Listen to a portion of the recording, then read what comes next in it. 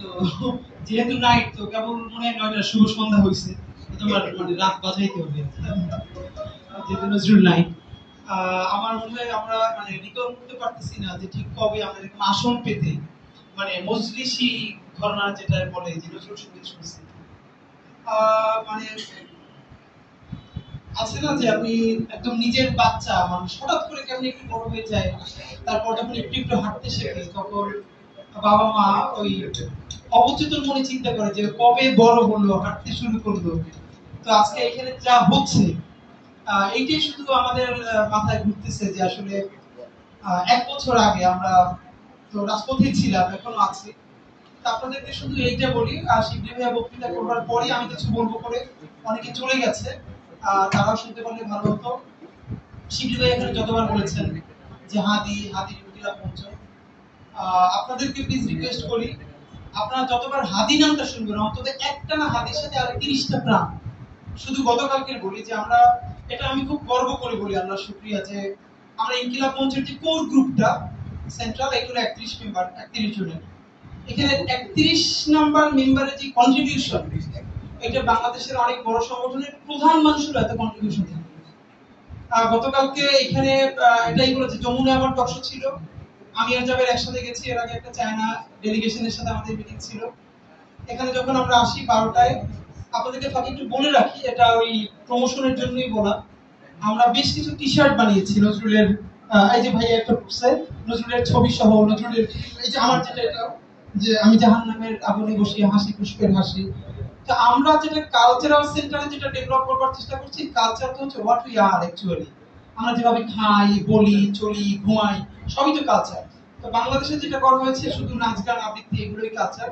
তো আমরা চাচ্ছি আমাদের যে লড়াইটা, যে আমাদের একটা ছেলে একটা মেয়ে এখন থেকে শুরু থেকে শেষ পর্যন্ত যে ব্যাগটা নিয়ে হাঁটে, যে টি শার্টটা পরে, যে গ্লাসে পানি খায়, যে কাপে চাটাও খায়, আর যে বইটা যেভাবে পড়ে, এই প্রত্যেকটার মধ্যে বাংলাদেশের রিপ্রেজেন্টেশন থাকতে হবে।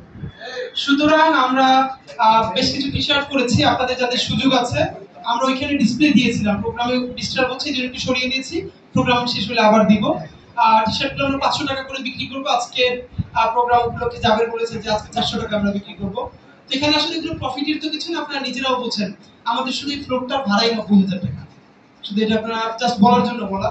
আজকে প্রোগ্রামে অলমোস্ট 25 থেকে 30,000 টাকা খরচ আছে, তো টিকিট থেকে আমরা 10,000 টাকা নিয়েছি।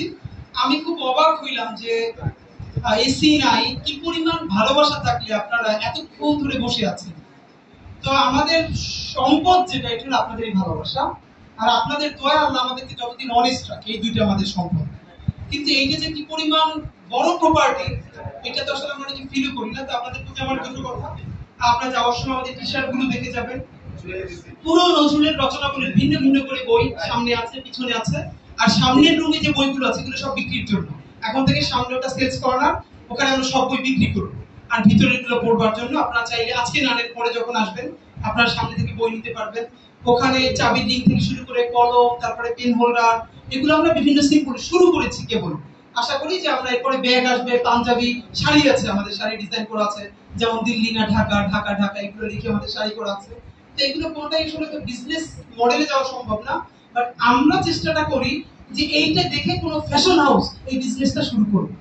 আপনি ভাবেন যে জুলাইয়ের মতো একটা ঐতিহাসিক পর্ব পার হলো, বাংলাদেশের not a single fashion house একটা টি শার্ট, একটা শাড়ি, একটা ব্যাগ ডিজাইন করে না। ফাগুন আর কত ছোট ছোট পালা পর করে দেখেন ফ্যাশন হাউস গুলো কোটি কোটি টাকা কামাই করে। আরং তো অফকোর্স, আরং ছাড়া কত ছোট ছোট ফ্যাশন হাউস। তো আমরা যদি ফ্যাশনে, স্টাইলে, যাপিত জীবনে আমাদের জুলাইকে ইম্পোজ করে না, ন্যাচারালি স্পন্টেনিয়াসলি যদি একটু আনতে না পারি, তাহলে আমাদের জুলাই বাঁচবে কোথায় বলেন? তো আমরা এই লড়াইটা করছি, এবং এই লড়াইটাই যে সব থেকে গুরুত্বপূর্ণ লড়াই তার প্রমাণ হলো আমরা একটু অবাকই হইলাম যে কি মঞ্চ 71 তারা 5 দফা দিল, তার প্রথম দফা যে আমাকে গ্রেফতার করতে হবে।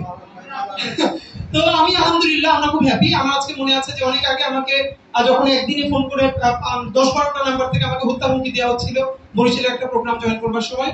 তো মাহমুদ ভাই আমাকে ফোন করলো খবরটা দেখে, আমার শুধু এই কথাটা মনে আছে, মাহমুদ ভাই আমাকে ফোন করে জিজ্ঞেস করলো তুমি কি ভয় পাইতেছো? আমি বললাম না ভাইয়া ভয় পাই না, কিন্তু মা কান্নাকাটি করছিল। তখন বলে, ওসমান তোমারে মানে দেশদ্রোহী সেবা দাসেরা হত্যা করতে চায় এবং তুমি তাদের শত্রু, এর চেয়ে সম্মান আর আনন্দ তোমার জীবনে কি হতে পারে? তো আপনাদেরকে সেটাই শুধু বলা, আপনাদেরকে বলি যে ইনকিলাব কালচারাল সেন্টার, ইনকিলাব মঞ্চ, এখানে মানে আপনারা আসলে এই গল্পগুলো কোনোদিন বলতেও চাই না। আমার ওয়াইফ বলে যে আপনি এগুলো বাইরে বলেন কেন, মানে এমনিতে তো আছে যে মানুষের মুখ লাগার ব্যাপার আছে যেগুলো বললেন না। যদি আল্লাহ আমাদেরকে অনেক বড় করে, যে কালকের গল্পটা শুধু রাতে বলি, আমরা এখানে 6 জন সারা রাত ধরে কাজ করছিলাম সব গুছানোর জন্য প্রোগ্রামটা। আমার খুব কনসার্ন ছিল সালমান রেসি ছাড়া এখানে গাবে, তো অ্যাটলিস্ট ওদেরকে যতটুকু কমফোর্ট দেওয়া যায়। আমার খুব মনে আছে আমি যখন varsity first year, second year, third year পড়ি, তখন তো নজরুলের সেলিব্রেশন সারা দেশে নাই। শিল্পকলা একাডেমি, নজরুল একাডেমি, বিভিন্ন জায়গায় ছোট ছোট প্রোগ্রাম হতো। আমি এমন আছে যে রাত্রি 11:30, 12:15 বাজে, আরো 2 জন শিল্পী আছে, তারা গান গাইতে পারেন নাই, সামনে কেউ নাই, লিটারালি 2-3 জন, আর যারা আছে ইনস্ট্রুমেন্টের লোকজন। তাও আমি বসেছিলাম এই জন্য যে আমি হয়তো সব গান এখন এনজয় করতে পারতেছি না, যে সামনে যে লোকটা নজরুল গাইতেছে কোনো অডিয়েন্স না থাকলে পরের দিন সে নজরুল গাওয়া বন্ধ করে দিতে পারে। সুতরাং আমি একটা প্রাণ হইলেও বসে থাকি। এবং এই লড়াইটা এত নিঃসঙ্গ লড়াই। আমার ভার্সিটি লাইফে আমার এত বন্ধু বান্ধব, এত ভালোবাসে। আমি যখন নজরুলের প্রোগ্রামে এরকম যাইতাম, আমি আমার সাথে কোনো বন্ধু বান্ধব পাইতাম না। 2-4 জনকে যখন নিয়ে যাইতাম মুশকিল হইতো, 20 মিনিট পর পর ওদেরকে আমার এনার্জাইজ করতে হতো, এই গানটা না দারুণ, এই গানটা, এই অনুরাগের গান, এই প্রেমের গান, এইরকম ঠেলে ঠেলে তো গান শুনেই আসলে রাখা সম্ভব না। এরপর আমি একাই যেতাম।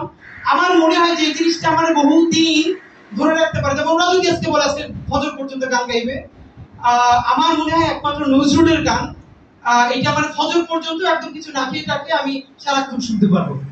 আর আমাদের পুরো টিমটা, মানে নজরুলকে তো আসলে শুধু গান শুনবার ব্যাপার না, ধারণ করবার ব্যাপার। আপনারা অবাক হবেন, এই সিরিয়ালে যারা গাইছে ওরা তো ম্যাক্সিমাম ঢাকা বিশ্ববিদ্যালয়ের সঙ্গীত বিভাগে পড়ে এবং ওদের মেজরও নজরুল। আমি ওদেরকে এরকম গরমের মধ্যে গাওয়ানো সম্ভব হইতো না।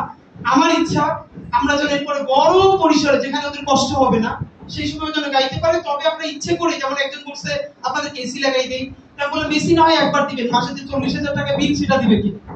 আর আমরা ওই যে একটু গরমে কষ্ট করে করে করে করে নিজেদেরকে তৈরি করবার চেষ্টা করছি, বিকজ একবার এসিতে রেডি হয়ে গেলে এরপর এসি ছাড়া আমরা গাইতে পারবো না। তো আমরা একটু একটু করে প্রিপেয়ার করবার চেষ্টা করছি। আজকে যারা আপনারা আসলেন, আপনারা শুধু প্রথম আসলেন না, এইটা যেন শেষ আসা না হয়। আপনারা এখানে আসবেন, আপনাদের বাসার পিচ্চি বাচ্চা থেকে শুরু করে সবাই এসে যেন এখানে পড়ে, যা ইচ্ছা সামনে থেকে কিনে নিয়ে যায়, এবং আমাদেরকে যত পরামর্শ আপনারা প্লিজ দিবেন।